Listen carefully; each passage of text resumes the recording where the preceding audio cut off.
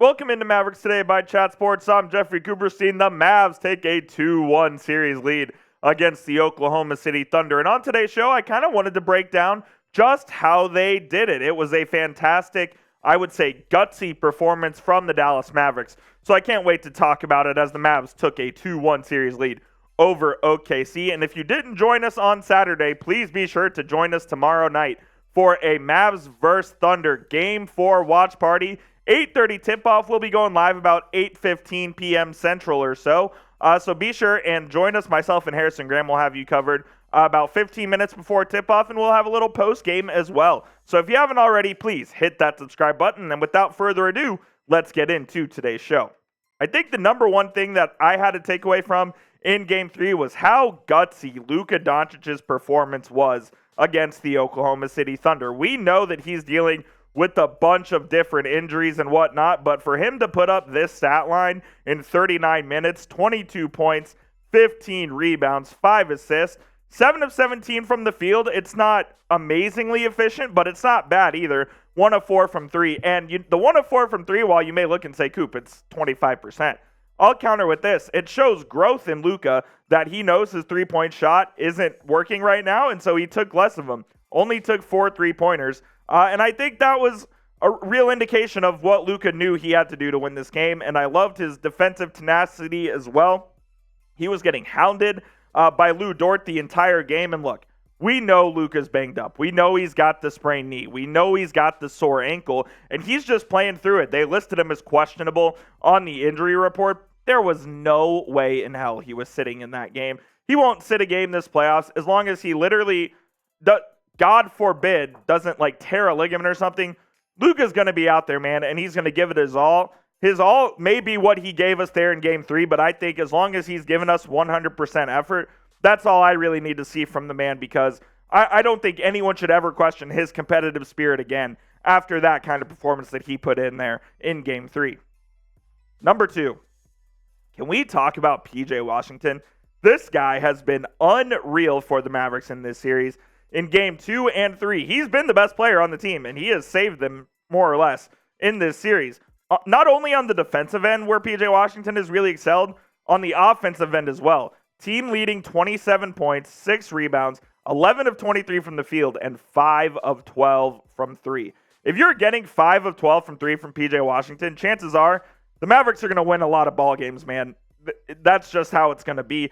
Hopefully Washington can continue his hot shooting, and the Mavs need it right now because the likes of Kyrie Irving, who we'll talk about here in a minute, and Luka aren't shooting well from 3, including Tim Hardaway. I think plain and simple, Washington is the X factor in this series. He's been the guy that the Mavericks have turned to go get a big bucket, to go make a three-pointer when the momentum may be shifting Oklahoma City's way. So I really love what PJ Washington has shown us so far in this series, and I hope that he can continue it. I really believe he can, and like I said, the Mavs need him to in order if they're going to end up winning this series. Show some love to PJ Washington down in the comments. Spam that number 25 as he wears that for the Mavs. So go ahead. This will be the pinned comment on today's show. If you get hit with a YouTube ad break, go on down there and spam 25 for our boy, PJ Washington.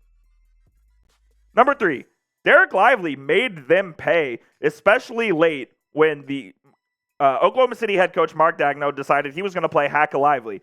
I was kind of surprised when Daignault went to this strategy because we hadn't seen it in the first round. Ty Lue didn't really go to it. Mark Daignault, 2024 Coach of the Year, he decides he wants to do it with about 6 minutes left in the fourth quarter.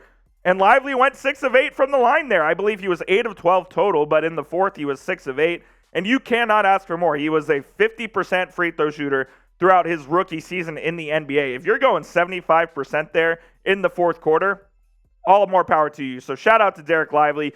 He had a really cool quote after the game where he was talking about his mom. He said he knew his mom was watching and he expected him to make those free throws, so he just went out there and did it.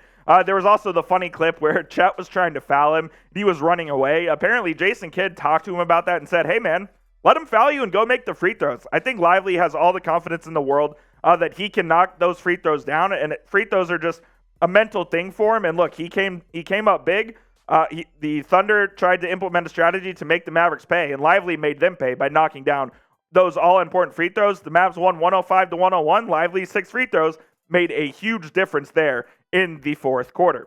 We couldn't do today's show if it wasn't for our friends over at PrizePicks. Shout out to PrizePicks, America's #1 daily fantasy sports app. When you go to prizepicks.com/CLNS and use code CLNS for a first deposit match, they'll give you a first deposit match up to $100. What is PrizePicks, you ask? It's America's #1 daily fantasy sports app where you can win real money in real time. All you have to do is pick 2 to 6 players, pick more or less on their stat projections, and you can win some money. NFL, NBA, NHL, Major League Baseball, esports, college sports. They have it all here at PrizePicks.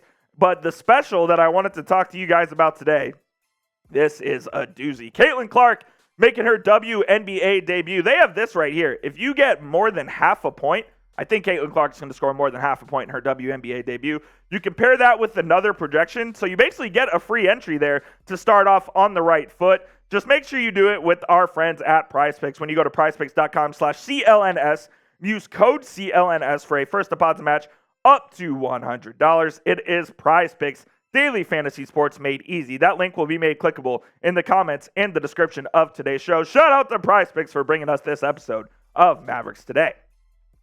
Number 4, Kyrie Irving did it again, guys. He did it again. 8 points in the first half.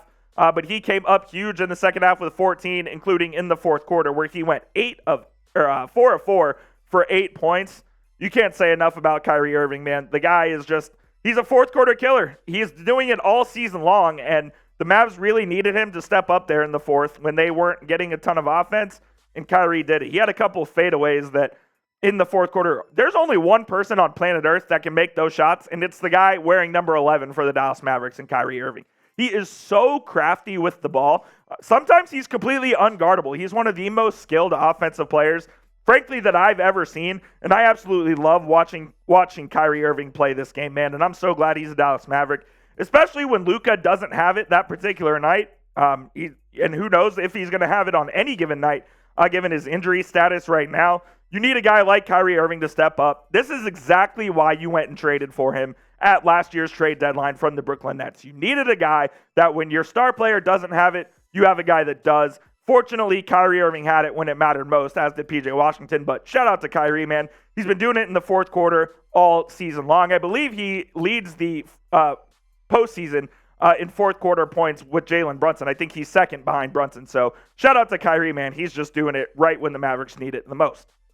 And number 5 in the last, the second half defense was fantastic. The Mavs holding the Thunder to under 50 points. They did a really good job, especially on Jalen Williams and Shai Gilgeous-Alexander. I thought their intensity was great. They were switching, they were physical, and they didn't let the Thunder's physicality get to them. I know Lou Dort on the other end was being extremely physical, and he's towing that line of, is it physical, is it dirty? You know, the Mavs are trying to do the same. They're playing very physical with the likes of PJ Washington, with Derek Jones, with Daniel Gafford Lively, even Luka when he's able to gets in there as well. I was really impressed with the defense. It's an amazing transition, man, how the Mavs have transitioned themselves from basically the worst defensive team in the NBA to one of the best teams in the NBA on defense. And it kind of all started when Luka scored those 73 points and the Mavs won by like 5.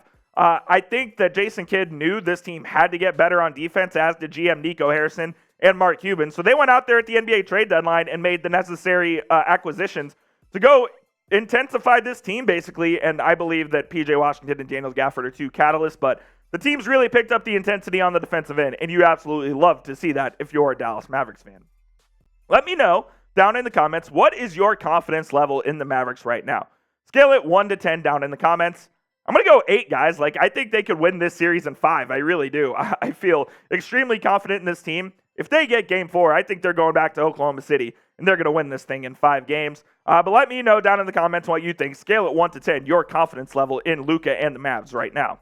And that'll be it for today's show. Please be sure to hit that subscribe button. I'm Jeffrey Kuberstein again. Please join us tomorrow. Harrison Graham and I will be live on the channel. It's youtube.com/Mavericks TV. We'll be live about 8:15 Central Time. And until then, go Mavs, baby.